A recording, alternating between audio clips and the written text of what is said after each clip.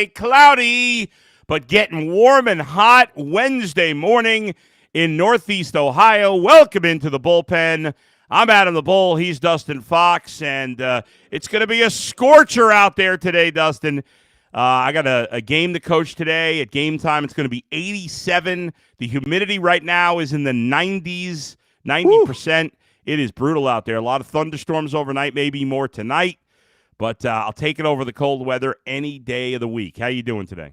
I'm doing very well. Yeah, it's been hot. It's like a heat wave here in the Northeast and Midwest. I'm going to Florida tomorrow, which is probably a bad idea because I assume it's going to be really hot down there too, right? I haven't looked, but I should probably look. I mean, because it's a pretty safe bet. It's going to be hot and muggy in Florida in June. I mean, that's you're going to win a lot of money betting on that. Yeah, I'm looking it up now. We're going to Amelia Island, and I don't know. It's going to be in the 90s. Yeah. So this weekend, 95 on Saturday, 93 on Sunday. You'll be sitting in the air conditioning all the time.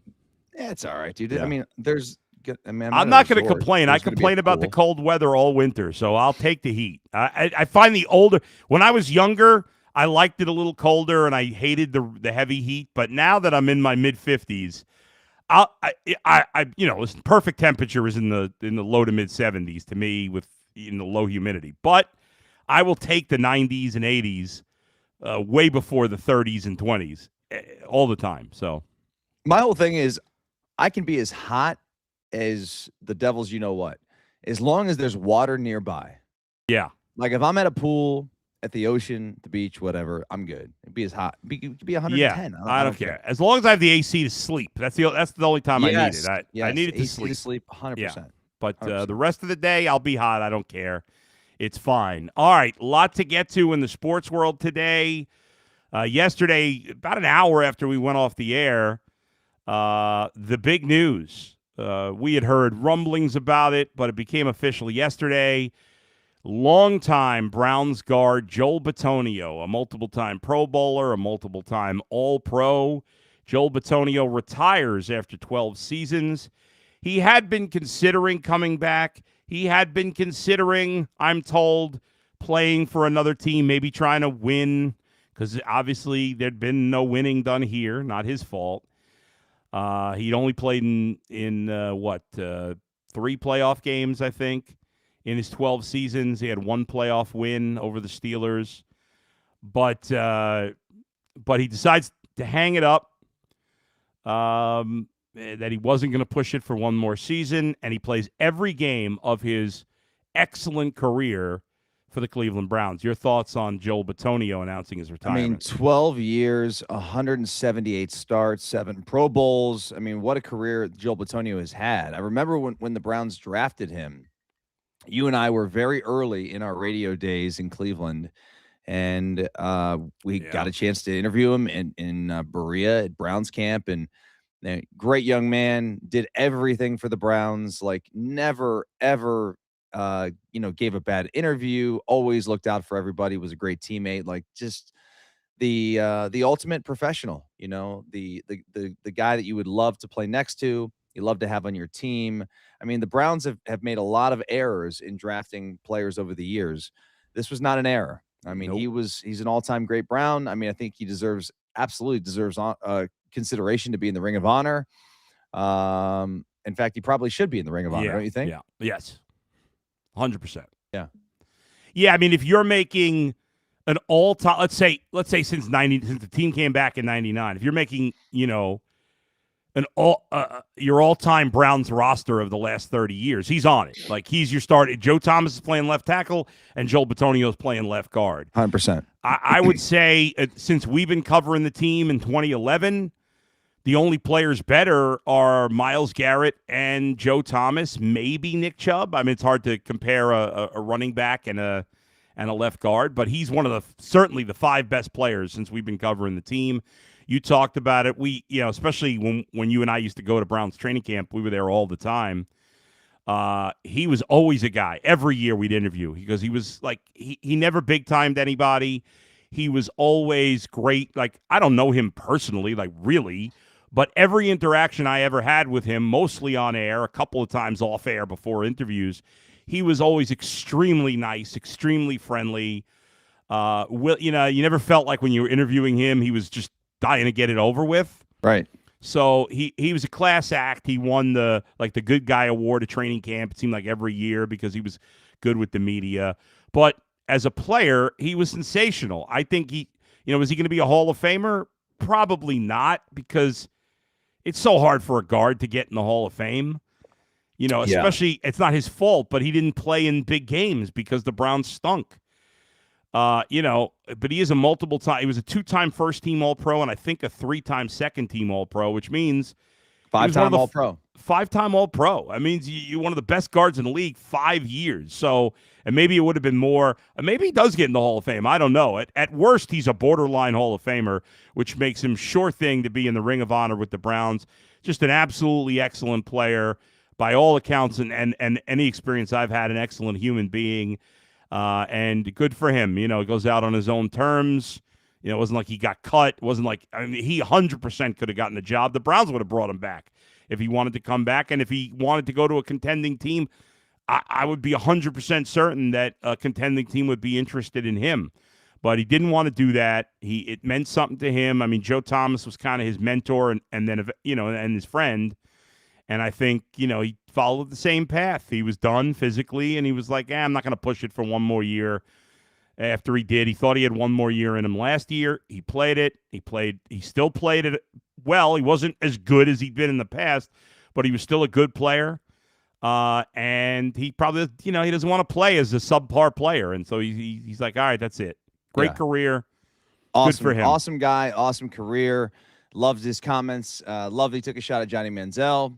And that was funny. The press conference, pretty funny there. Yeah. The guy has he's seen it all. Yeah. He's had I wonder how many like coaches he had, offensive coordinators, head coaches, position coaches, all those things, because, for being in one place for so long, so much change for Joel Bitonio. And man, it's crazy to think that we had Joel Bitonio and Joe Thomas playing together for, for how many years? 8 years, something like that. 7 years, at least 7 years they played together, right? I can't. What year did Joe retire? What was his last year? Was it 2020? No, he didn't. I don't think it was like 20. It was before COVID, I think, wasn't it? I think they only played 6. Now I got to look it up. No, I know now. Let's see. Joe Thomas's last season was only 2017. So they actually only played 4 years together. Oh, golly. I felt like they played like 8 years together. No, they played 4 years together. Joel Bitonio, if you remember, in his third year in the league in 2016, he missed a bunch of games. It's funny. He played a full season in 2014. In 2015, he missed 6 games. In 2016, he missed 11 games. But since then, since 2017, he missed 2 games. Missed 2 games since 2017.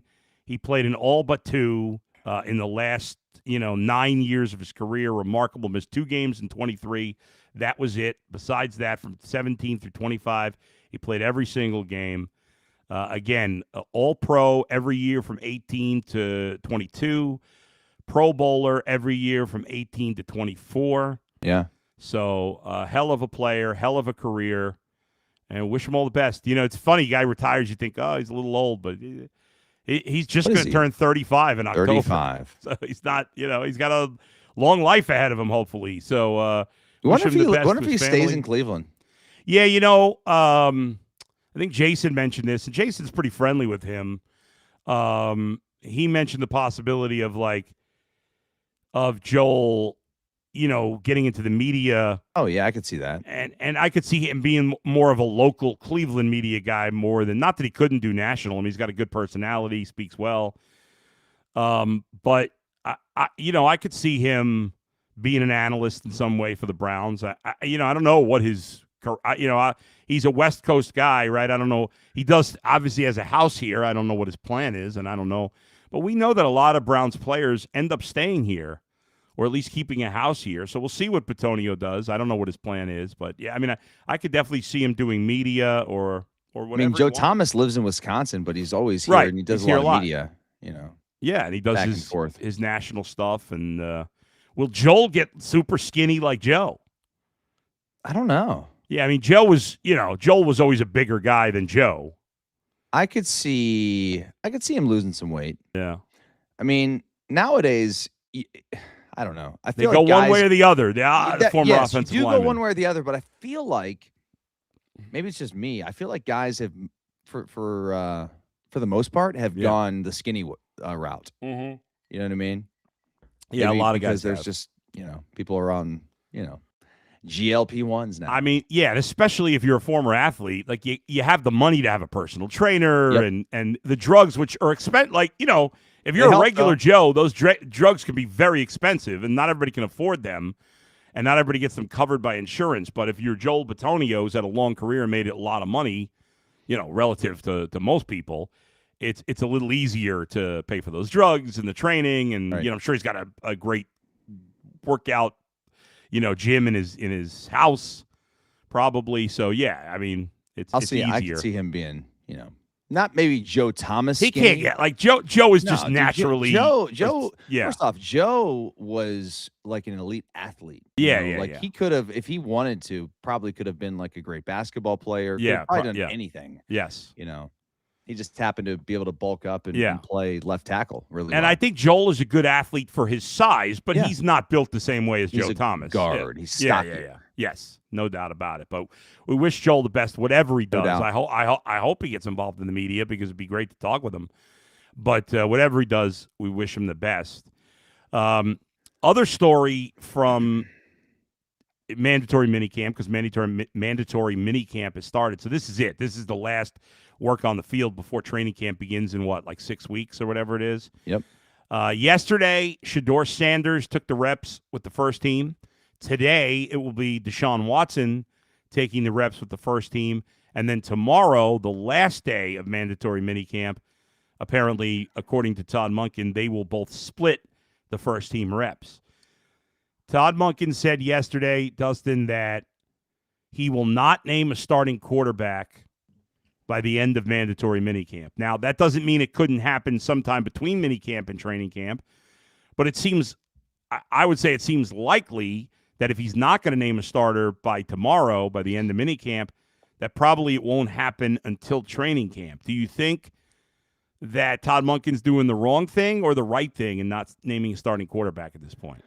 Oh, I don't know. I mean, listen, I think that I think he would like to name the starting quarterback if he had the ability to do so. Like if one quarterback was like head and shoulders way above the rest, yeah, you would name the starting quarterback. But listen, there's time. They have time. Time's on their hands. Yeah. Or they have time on their hands, I should say.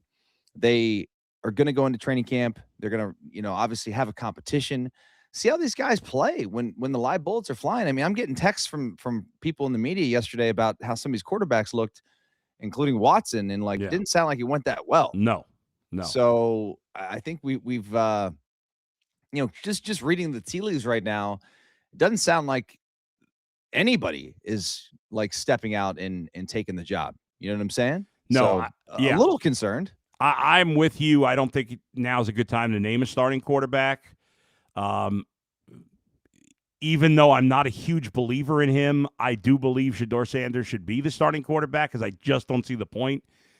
I guess if Deshaun Watson looked fantastic. That was my point. I mean, if Deshaun looked like an MVP type of player, right, then maybe. Then of course you would just name him the starting quarterback. But he hasn't. And, we've heard from similar people, and they're saying he looks terrible.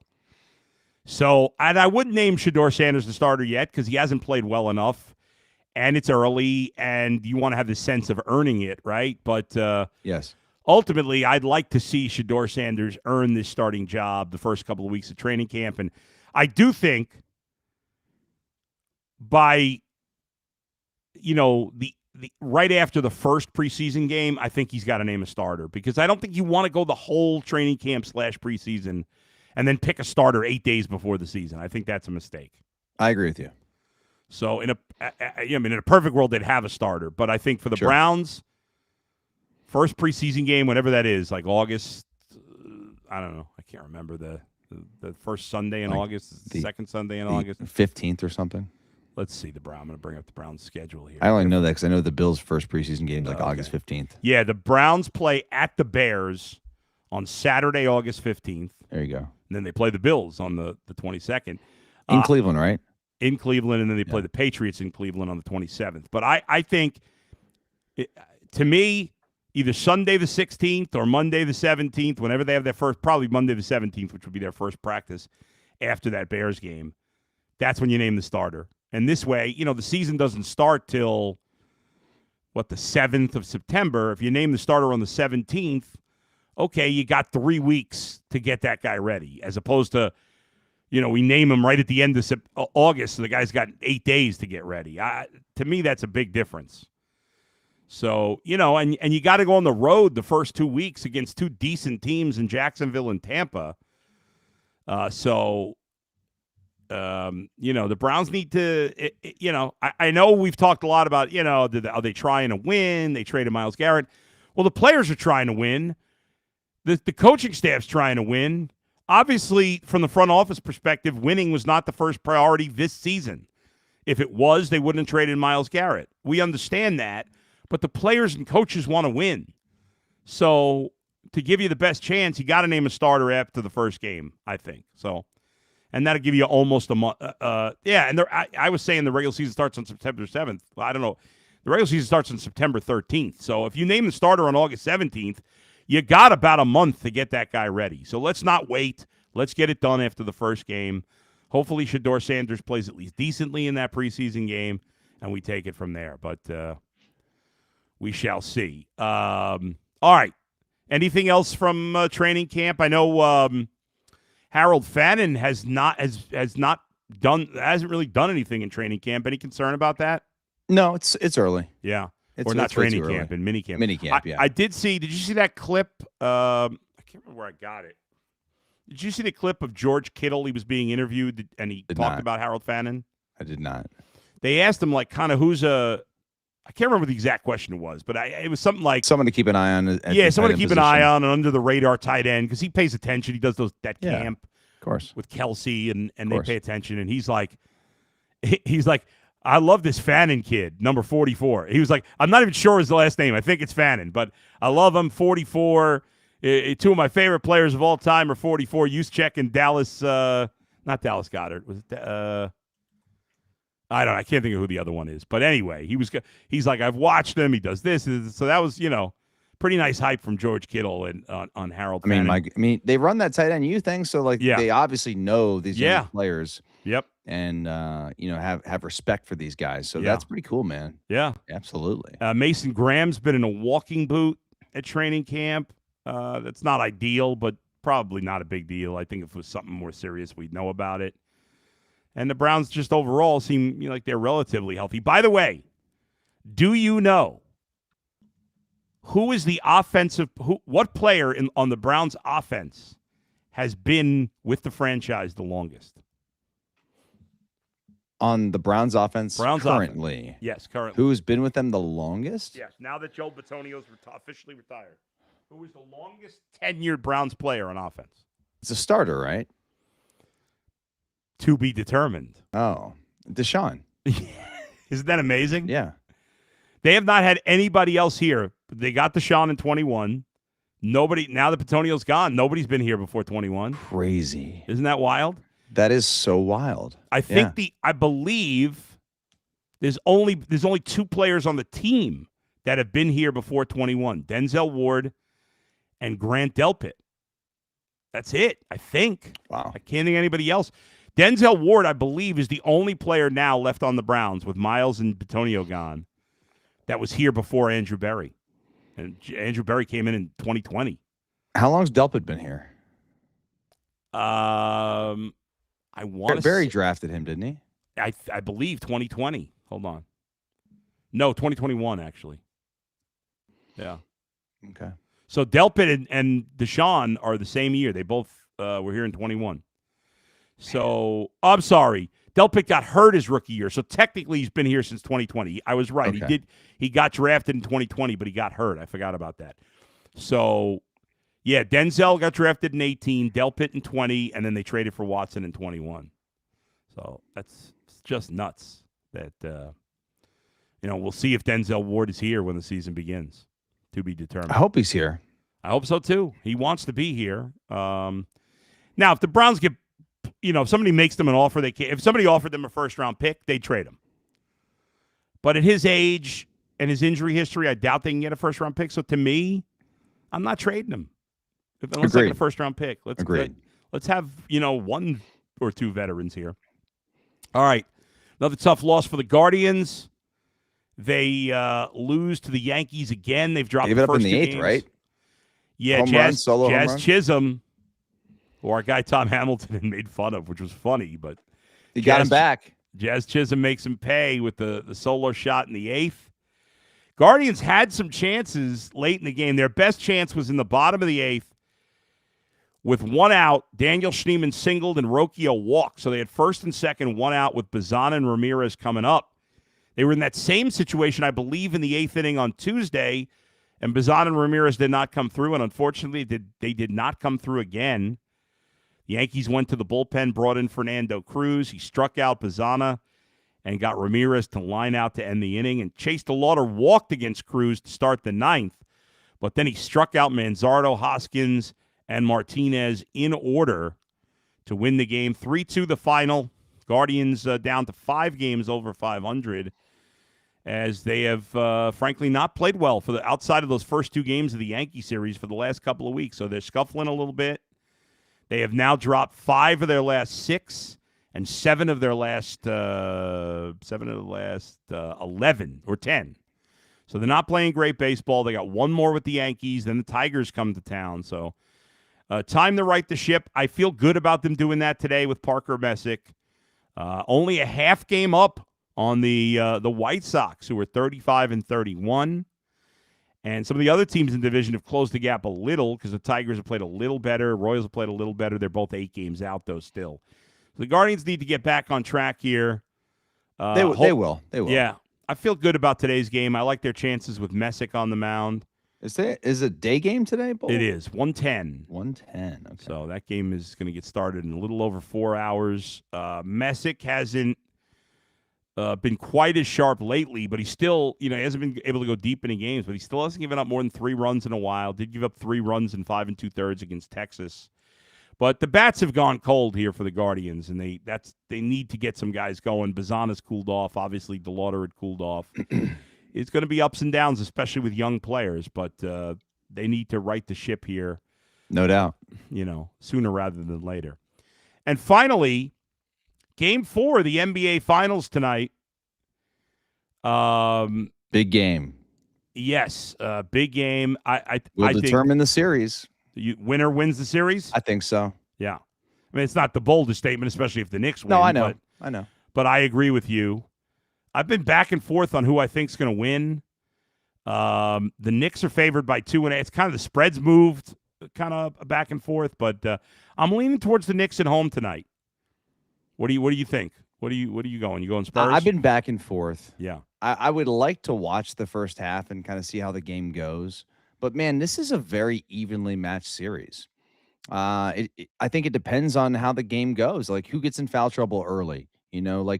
Does Karl Anthony Towns have more of an impact? He did no impact in Game 3. I think he had 11 points. Right.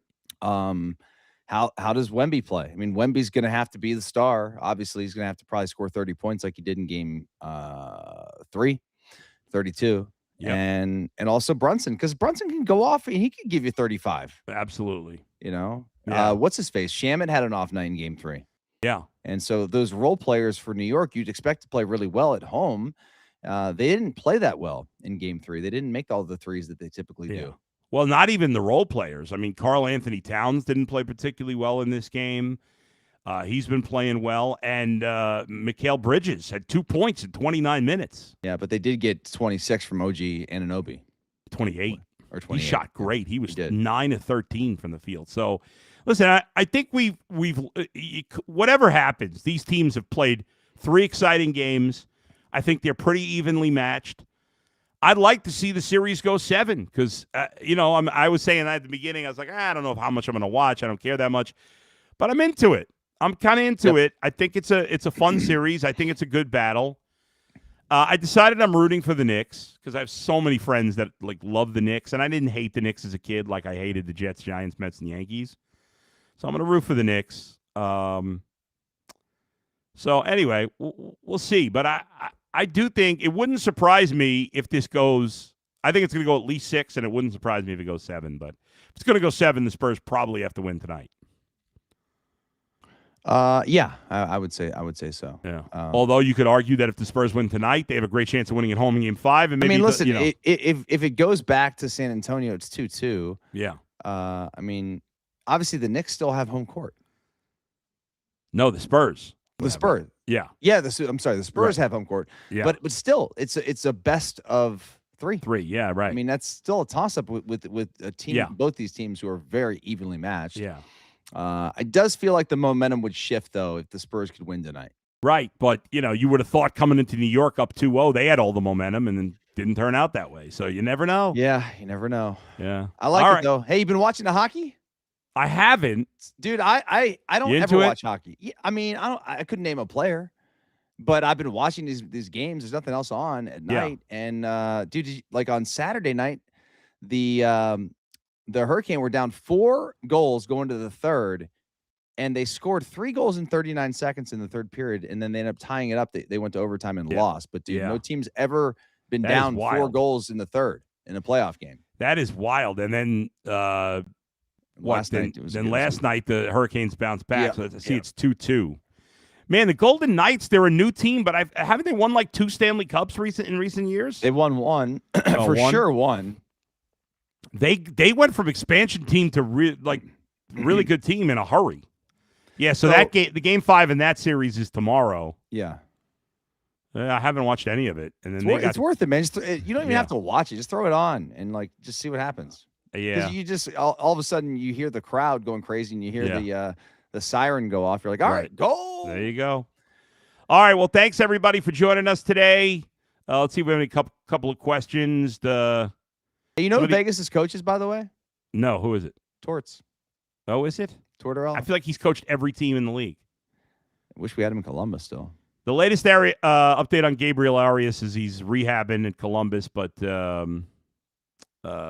don't think he's a part of the mix. So he's not. He may come back to the roster at some point, but I don't think he's going to be a starter at all.